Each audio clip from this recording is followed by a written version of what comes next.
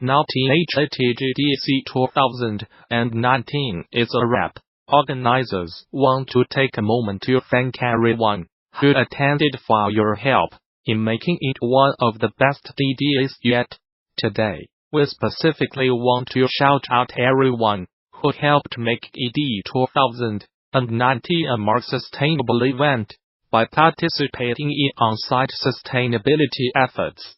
The GD team is committed to putting on shows that have a positive environmental and social impact on both the industry and the local community, and this year, we made some great progress by donating 30 GD 2019 Indeed Summit passes to the Indeed Giving charity. For example, nearly $10,000 was raised for Compass Family Services, a local charity for homeless and at-risk families.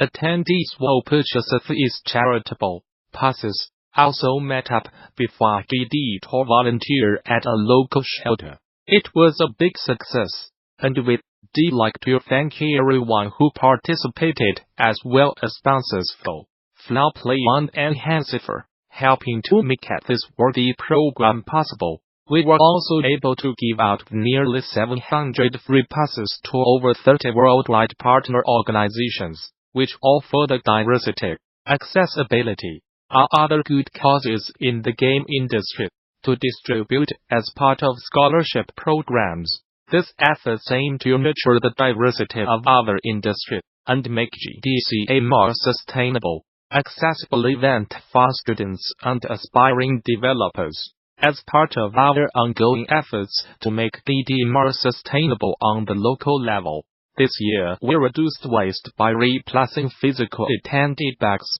with a paperless digital tote bag, reducing overall signage production, and moving over to less wasteful LED lighting in the newly revamped Moscow Convention Center. All of this was born with grace and support by our incredible attendees, without whom DD would not exist. Instead, DD 2019 is our record-setting attendance, and we look forward to seeing you next year, March 16th through the 20th. DD 2020. For more details on GDC 2020, visit the show's official website, or subscribe to regular updates via Facebook, Twitter, or Gamasutra and GD are sibling organizations under parent company Informa. Newsbrief. Square Enix has trademarked the name of Octopath Travelers, i.e. 2D, graphical style in Europe, as reported by Gamasutra. The Japanese developer-publisher has trademarked the terms i.e. 2D and i.e. 2D. The company has used both to describe the Switch RPG's unique art style, which combines 16-bit character sprites on textures with polygonal 3D environments and high-definition effects. It's an interesting move, and one that suggests Square has plans to use the phrase again in the future, be it to describe another Octopath title, or perhaps even a new franchise that employs the same graphical style. Hey devs! THEGAME developers CONFURANCEIS, just over a month away, which means now is the time for you to start planning out what you are going to see and do to get the most out of your time at the event. CONFURANCEORGANIZARECNCOURAGEU to take advantage of the FRAGDC 2019 session SCAGDULATO. Lay out our week at the show in an intuitive, easy-to-navigate fashion, and if for some reason you are not signed up to attend ED, do not worry, there's still time to register for a pass. If you have never used the session scheduler before, no worries, it's pretty easy to get started. Simply select Create Account from the session scheduler page, and provide a valid email address. Then start adding talks that look interesting to your personal GD 2019 schedule. GD 2019 itself will take place March 18th through the 20th at the newly renovated Moscone Center, in San Francisco. For more details on DD 2019, visit the show's official website. Or subscribe to regular updates via Facebook, Twitter, or Gamasutra and GDC are sibling organizations under parent company Informa. Israel-based mobile developer Playtika has acquired Austrian casual card game studio Supertrade for an undisclosed fee. The deal will let Playtika gain the rights to the Solitaire Grand Harvest, which the company's chief marketing officer Nir Kolchak claims is one of the highest-grossing solitaire games on the market. This is not the first time Playtika has splashed the cash in recent months.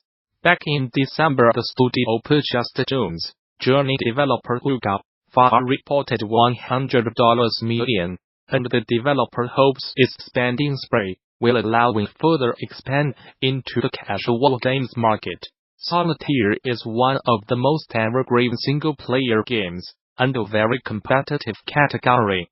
But Supertrade cracked it and succeeded in creating one of the highest-grossing solitaire games within just a year of its launch, commented Kolchak. We are confident that by leveraging our live-ups, game economy, and performance marketing expertise, we will make Solitaire Grand Harvest the #1 solitaire game in the market.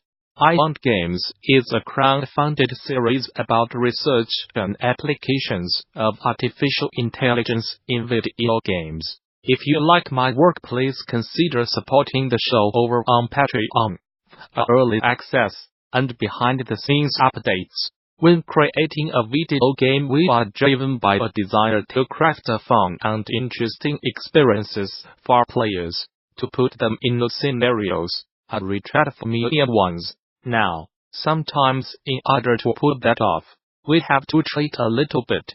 We make tweaks gameplay systems or concessions in how a certain feature is built to reinforce the pillars of the game's design, and this applies just as much to non-player characters.